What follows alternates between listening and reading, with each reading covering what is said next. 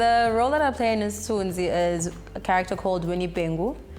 She is a very feisty go-getter, whom I always say is a true leader in the sense that she doesn't let her circumstance dictate who she is. She fights really hard for who she is, for what she believes in, and then when she finds herself being thrown into a completely different world, she adapts, but still not forgetting what it is that she wants from life. And she fights very hard to get to where she is.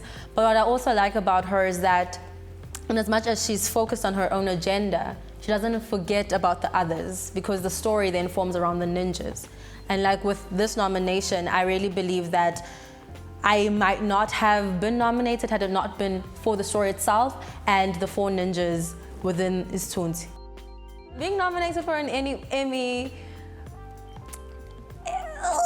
it sinks in, you know, just like slowly but surely. I think I was in denial for the first week.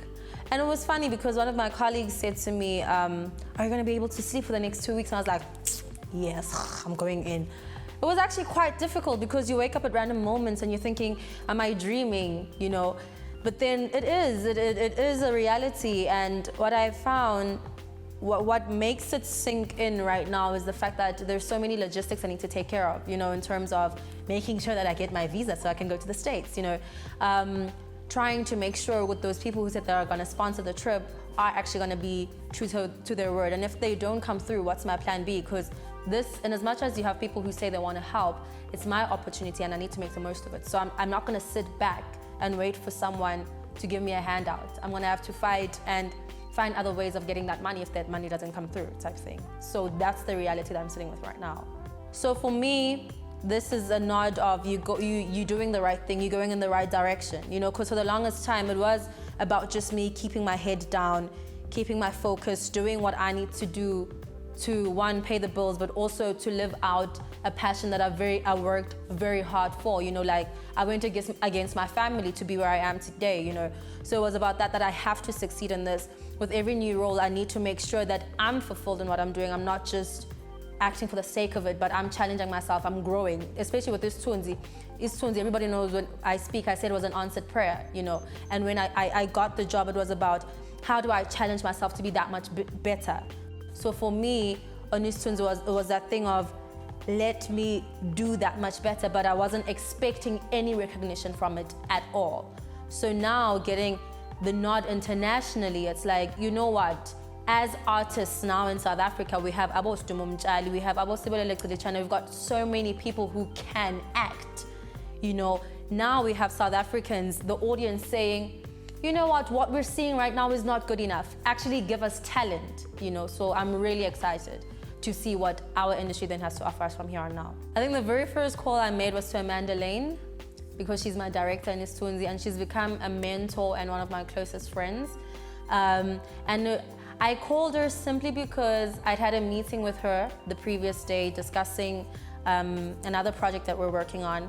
And at the end of it, she looked at me and she had said, Thuso, I really think you need to broaden your horizons.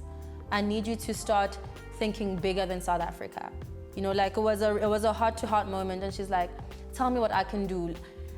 I want to help you to get out of this context because it's lacking in a way. You know, like in terms of what I was saying with the standard, like, you're bigger than this. This was what Amanda's saying.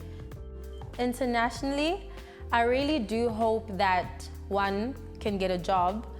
I think, like for me personally, I would like to be able to challenge myself and see if I'm ready for the international market. I think I am, but the reality is always different. And yeah, we have a lot of production, like I said, we have a lot of production companies coming to shoot here.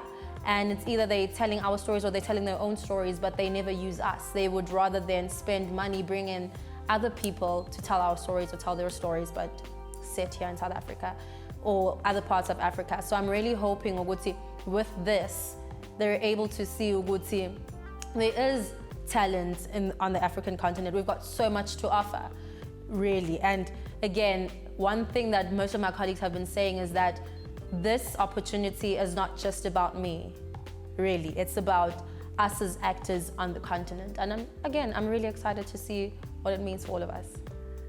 I am thankful that I'm able to do what I love. It's not an easy journey, but I'm thankful that uNkulunkulu blessed me with the kind of spirit that I have to be able to wake up every day and still fight for what I believe in. You know, I could have tapped out long ago, but I believe that I'm here for a purpose. You know, I was created to do that which I'm doing right now.